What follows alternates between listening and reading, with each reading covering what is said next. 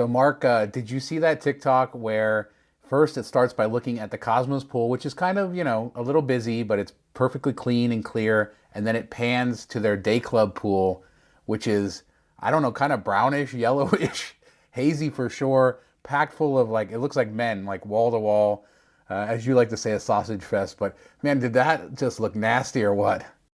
I don't understand the day clubs. I mean, it doesn't look like an enjoyable experience at all. Like, I want to go to the pool to relax. If I want to, drink and party, I'm going to go to a club. I'm not going to just go stand in a pool piss with a whole bunch of random people, mostly older men, and drink and bake in the sun. Like, I've never seen the draw to them. I know they're busy, but maybe if you had like a cabana stuff and you're kind of private, but then you're spending all that money, what's the point? I don't know. I'm sure a lot of that was suntan, but there's definitely some pee in there. Yeah, I mean, it's funny because you do see the clear pool and then you see this, and yeah, maybe day clubs are fun. Maybe standing in a pool shoulder to shoulder with other people is fun, but standing in a hazy pool full of, men that are probably, like you say, peeing in it, not my cup of tea. But Come on, we're old, women so. pee in it too. Let's be honest.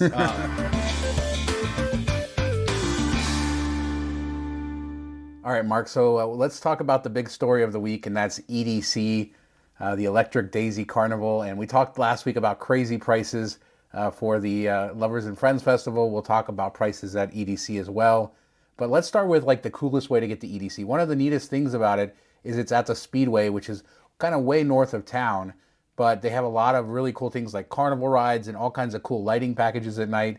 And the coolest way to get there is Maverick Helicopters. Apparently, I don't know what the price is. This isn't a plug for them, but they will give you a ride from the Strip all the way out to the Speedway. You get that beautiful view at night. It looks amazing, I will say, at night. So good for Maverick Helicopters. It probably costs a serious amount of money, though. Yeah, I would imagine something like $300, $400, $500, something like that. Like Blade does it in New York City to the airport from New York, and I think it's around $300, $400. So I would guess it's in that price range. And I didn't even realize there was people riding to EDC when I saw the video at first. I thought it was just Maverick Helicopters doing a tour, and they're like, "Oh, let's take a video of this." But yeah, it looks really cool from up above, probably because you can't see how cram packed people are. Even like the stage area looked like it was full of people, but then there's so much all around it that looks really awesome. All right, so let's break down this receipt from EDC that's been going around the interwebs. Somebody spent, what was it, $120,000 before taxes and fees, $167,000 after taxes and fees. I don't even know where to start. The funniest thing on it, though, is it says the unmet minimum was $30 on a $120,000 tab. So they just jacked it to them, a 9% admin fee, of course, a mandatory 20% service charge. Somebody's got some serious money to blow. Yeah, I like the water was like $75 for a bucket of $5 water, which we've seen at like even like the day clubs and stuff. That's pretty normal. That and Red Bull. But the amount of tequila bottles they were buying, and we've talked about the Azul tequila on previous shows, and my buddy's big into it. But $1,900 for a $300 bottle, that's pretty crazy. And then they like their, I think rosé, wasn't there like Aces something? There was like 4 different kinds of it, and it just kept getting pricier and pricier. I wonder if it started like, hey, let's start with the cheap bottle, and then we worked our way. Oh, we're drunk. Let's get the $15,000 bottle. Like, is that how it progressed? Well, it's weird because the Ace of Spades Rosé is, I imagine the regular 750 ml bottle was 3,200, and they had 2 of those. Then they got a 1.5 liter bottle, so it's twice the size, but that was $7,500, so it was more than twice the price. So they got kind of screwed on that. They should have got Vegas math there. Yeah, exactly. And then they had the other rosés.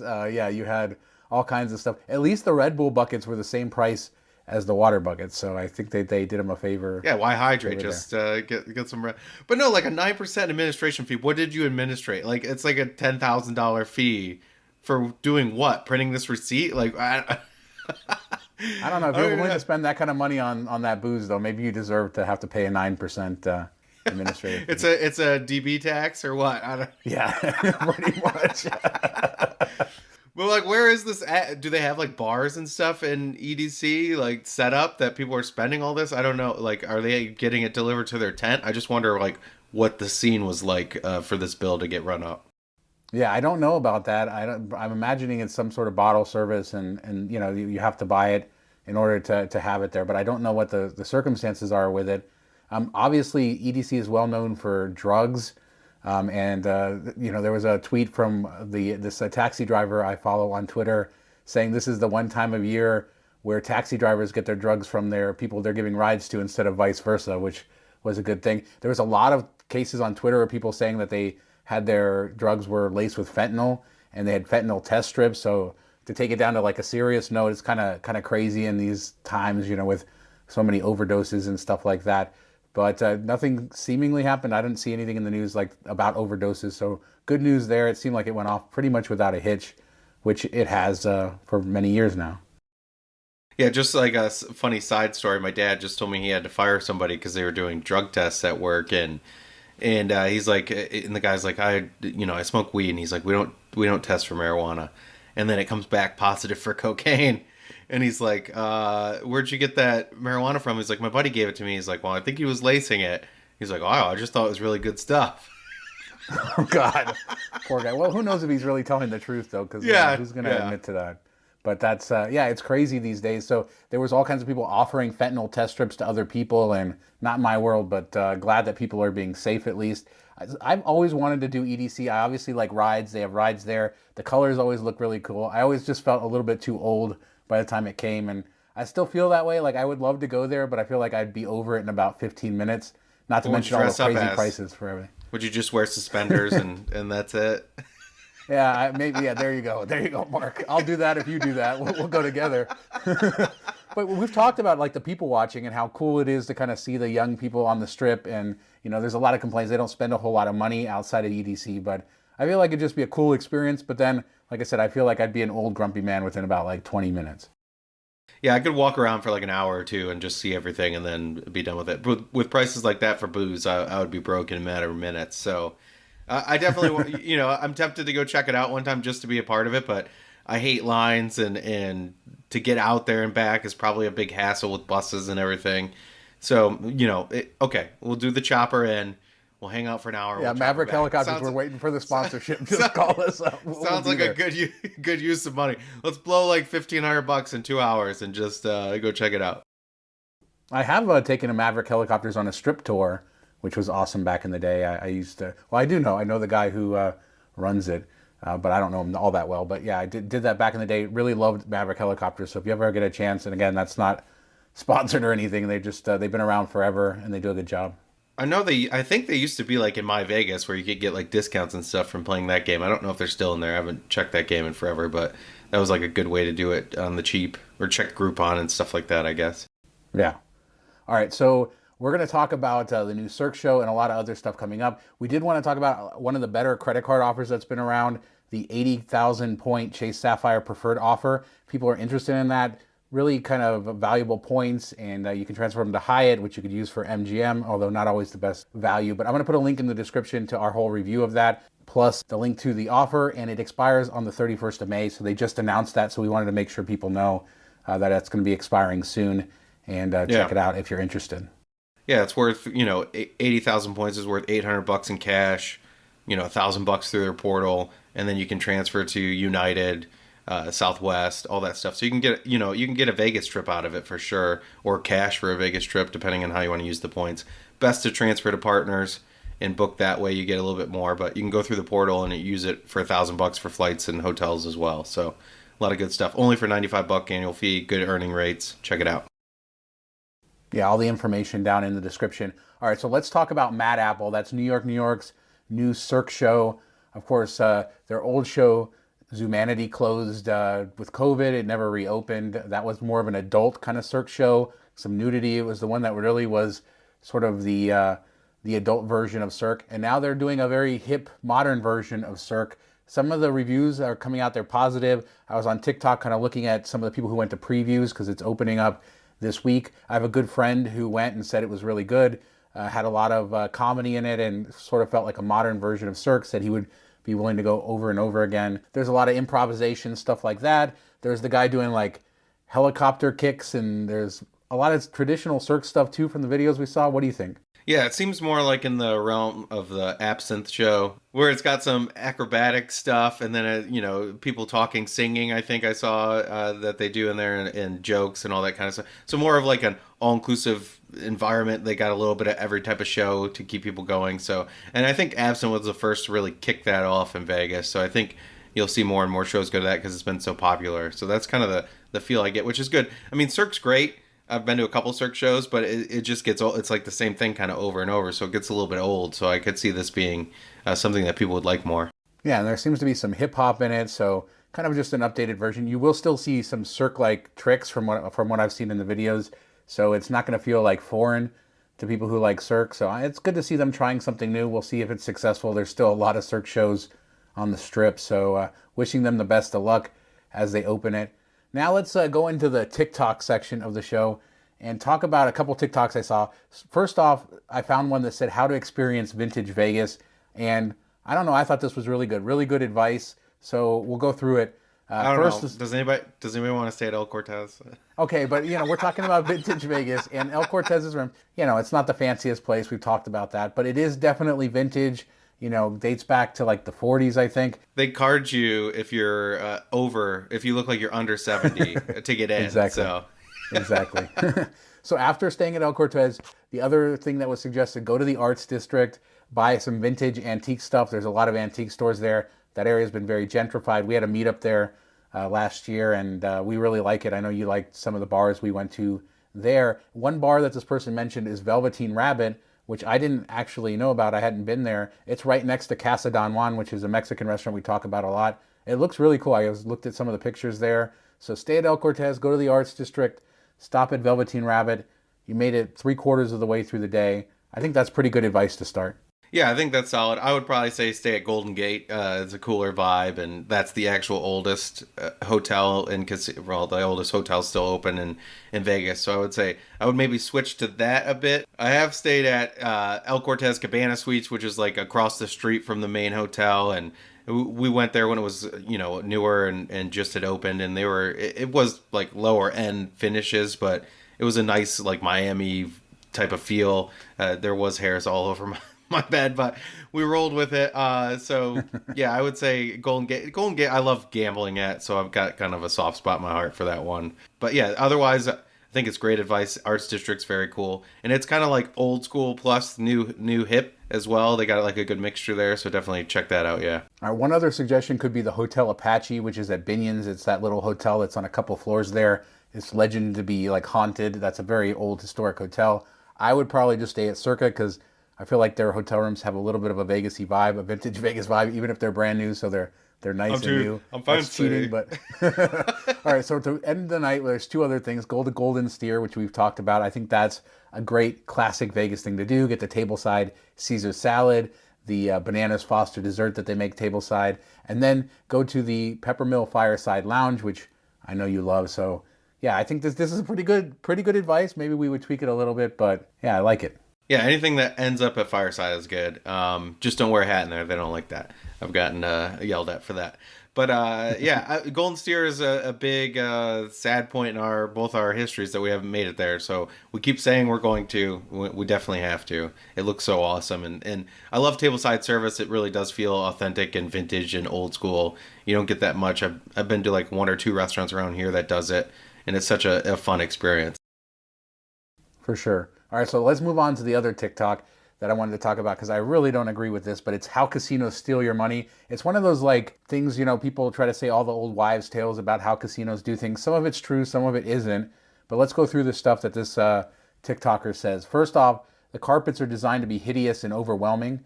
Now, I think that used to be the case. I feel like they used to use certain colors and things like that, although I feel like casino design has evolved a lot, and they've done away with a lot of these types of tropes. Well, except for the hallways in Virgin.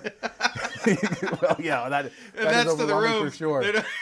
They want you only looking at the rooms. Well, that's actually a good example of a casino because it's a very dark, subdued carpet in the actual casino itself, which is very different than what you would have seen with like bright floral patterns and stuff like that back in the day.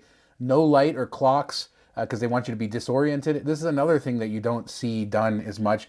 Look at Cosmo. It has big windows in the front of its casino where you can see outside. Of course, they don't have clocks. They want you to lose track of time. That is kind of true, but it's not the way it used to be. And, you can find casinos these days with lights, with bigger doors, and ways to see outside. Yeah, one that was like no 90-degree turns, which I guess Yeah, I hadn't everything's heard of kind of that. curved, but I don't know how that like helps you. Does it make you get lost easier? I don't know. I guess it would be kind of boring if it was just He like said you have to make a straight decision crossroads. Yeah. to make a 90-degree turn, but it's like, aren't you? They don't want you to think. I don't know that I buy that one. Another one is that they paint the ceilings, those cloud kind of motifs and stuff like that, so you don't know if it's night or day. I don't buy that either because very few casinos have that. A few of them do as part of their thematic presentation, but I don't know about that. Another one is that the restrooms are like buried deep in the casino in a corner. That's not really the case anymore with the newer casinos. So yeah, I don't know that I buy most of this stuff, but it's interesting to talk I about. do I do buy that they make it hard to like find stuff so that you have to walk around a lot. Like Bellagio, and I hate this happens at a lot of casinos, but you walk through and it says sign like to whatever you're going to this way. So you go that way, and then the next sign doesn't have it on it, and you're like, Yes. okay. Like they do that, like they give it to you every other sign. So you have to like, okay, do I go right and look at that sign? Do I go left and look at that sign? I hate that. That's very annoying. I think that's on purpose. So yeah, I think they do try to get you a little mazed up and lost. Caesars does a great job of that. Bellagio does a good job, I think. So those are two Yeah. ones that I get lost in often. Bellagio for sure does have those weird signs where you get to the next one and there's multiple ways to go and you don't know and unless you really really know where you're going. And the last thing he says, huge line to cash out your chips and stuff like that. I don't know that that's the case very much anymore, and they've been trying to go to easier cash in cash out systems. If anything, the way that they're stealing your money with that is going to be with like paperless gaming. And I just got off the Carnival ship where everything is you load everything right to your player's card, and that's where your bank is. So you just load money back and forth without ever touching a ticket, without touching any cash.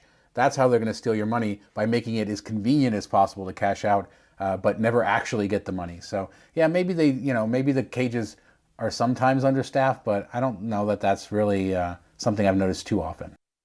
Yeah, I think the biggest scam going on right now, and this was a viewer had reached out to me a couple months ago, and I'm just getting around to like writing up something on it. And I had Tim from our Diamond Group do a video. Is when you go to those machines to feed your ticket in from a slot machine, and it's like $20.15.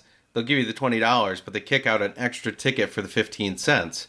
Well, what are most people going to do with that? They're going to throw it away. They either want you to put it back into a machine and add more money to it to do one more spin, or you're just going to throw it away so they get to keep that money.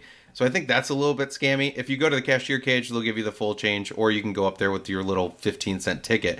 But most people aren't going to get in line for that. And I think, they say it's coin shortage or COVID or whatever, but I think it's just so that they, did you ever see the movie Office Space? Yeah. Where they like, oh, we're just taking fractions of a penny and it will add up to like millions or whatever. Yeah. That's what Yep. they're doing, but at a huge scale and bigger amounts. So, tens of millions of dollars they make off of that, I think, for sure. I think that's the biggest scam of the casino nobody really talks about. Yeah, and that really just started with COVID with the coin shortage, and I think the Nevada should outlaw it, make them pay you out. It's pretty simple to do, but I think that the future is the cashless gaming. So you're going to end up having what we had with the Carnival ship, where everything is just on your card, and you're not even dealing with tickets anymore. So I mean, I think on one end it's good, one end it's bad. We've talked about how it makes it easier to lose money, and that's how they're going to do it. But we want everybody to kind of chime in the comments. Let us know what you think. Are these things true? Are they not true? Did this guy miss anything? Did we miss anything? This is a good discussion topic, I think. So make sure you hit us up in the comments. Biggest scam. Biggest scam, 3-0 roulette. Yeah, there you go. There you go. They're going to keep adding zeros. That's the biggest scam. All right. So Aria, Mark, they closed their buffet at the beginning of COVID. It has not reopened. MGM had basically said it's not going to reopen. John Ryan, who's a contributor to our site, and also at Vegas Teenager on Twitter, he said that according to a contact, somebody he talked to, the buffet area up there, which is on the second story at Aria, is going to turn into a food hall of some sort, maybe Eataly-esque, maybe just a food hall kind of like what we see at Cosmo. But I don't think that's a big surprise. I think that's probably a good use of the space, although the Aria buffet used to be a decent deal, especially for locals, so it's kind of a loss. Yeah, I know people love the buffet, but I'm guessing buffet is like a lost leader for casinos. And as we've talked about, they're penny pinching, and and a lot of corporate Vegas, and they're kind of going away from that. Used to be a way to reward gamblers, and they'd feel like they got value. Hey, at least I got a good meal for a cheap price, even though I lost money. And now they're like, no, we're just going to make money everywhere. So I can see why they would do it and shift to that. I mean, if you love buffets, you're going to be sad about it, but it makes business sense. I can see why, and that'll bring more people in, because a lot of people don't want to spend money for a buffet because they just don't eat enough. So yeah, and those food halls are high end. They're not cheap. Resorts World has showed that they could be successful with their Asian themed, mostly Asian themed. Cosmo has sort of a mixture of stuff. Eataly is there. There's other concepts out there. Like there's one in New York City I went to a couple years ago that's all Spanish food. So there's all kinds of different things that they could do with that space. Food halls are in. Not a surprise. I think it'll fit really well there. It's done really well at Cosmo.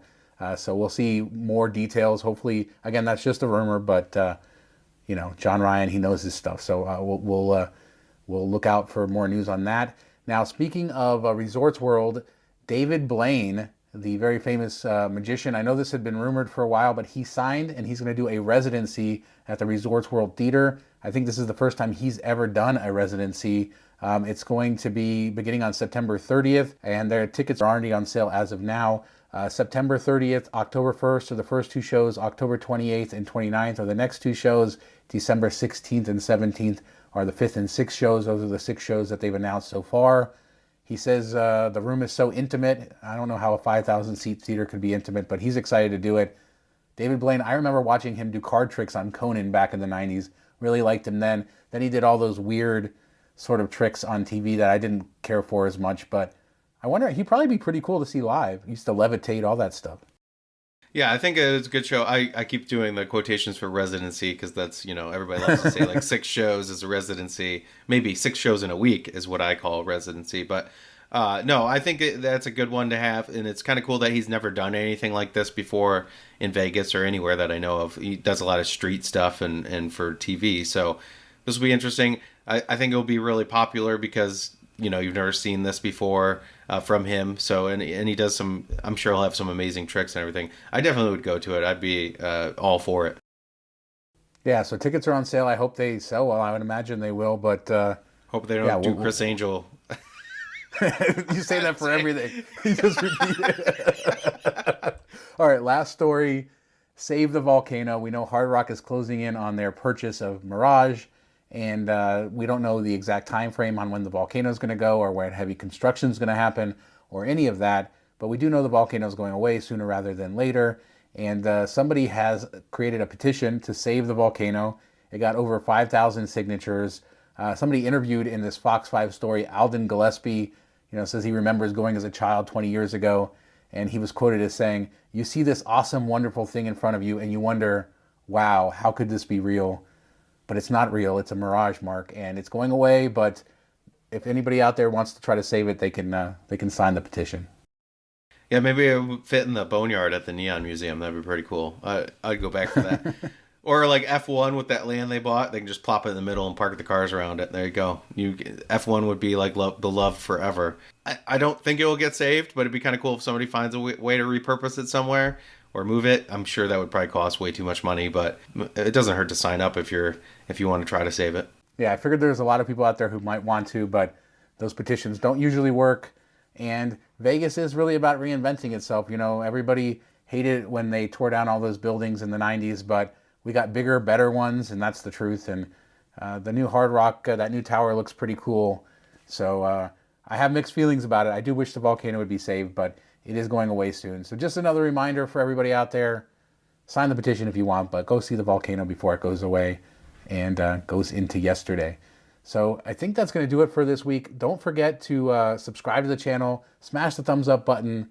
Let us know what you think about any of these topics in the comments. Lots to discuss, whether it is a vintage Vegas, how would you do that? Of course, the ways that the casinos steal money, that $160,000+ bill at EDC, the nasty pool at Cosmo. Let us know what you think about any of these topics. Thanks so much for watching. Talk to you next time. See you next week.